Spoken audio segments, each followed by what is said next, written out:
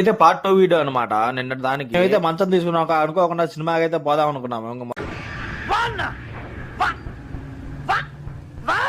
మొత్తానికి అయితే cinema hall దగ్గర అయితే వచ్చేసాం అనమాట. ఆ సినిమా ఏదో కదా మన మిరాయి అనమాట. ఎట్లుందో ఫస్ట్ మామూలుగా అయితే లేదనమాట. ఇంక మేమైతే మా సీట్లోకి అయితే వెళ్ళి కూర్చున్నాం అనమాట. మాకు తెలియకుండా మా పక్క సీట్లు అయితే మా ఊళ్ళో అయితే బుక్ చేసుకున్నారు టికెట్లు. ఇంకా హాల్ మొత్తం అయితే సగం హాల్ మా ఊళ్ళో ఉన్నారు అనమాట. మా ఊరోళ్ళే. ఇంక సినిమా అయితే స్టార్ట్ అయిపోయింది మొత్తానికి. అయితే ఇంటర్వ్యూలు అయితే వచ్చేసింది. ఇంక మేమైతే ఫుడ్ కోర్ట్ కాడికి అయితే పోయినాము. ఏం చూసినా ఎక్స్పెన్స్ మామూలుగా అయితే లేదనమాట. రేట్లో ఏ చూసినా 50,000, 60,000, 70,000 అంటున్నారు. ఇది వ్యాపారం. మామూలుగా అయితే లేదు.